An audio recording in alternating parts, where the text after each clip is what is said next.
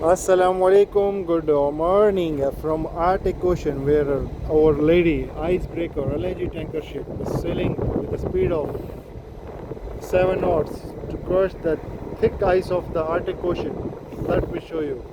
This is the aft view, and that's our side view.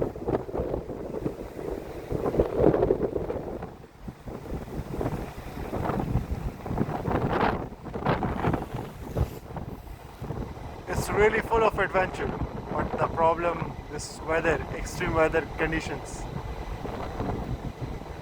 It's risky, full of stress, hectic situation, and I'm the only Pakistani here working with Russians and Filipino and Hindus. Alhamdulillah, proud to be a seaman on such vessels. It's an incredible moment for me.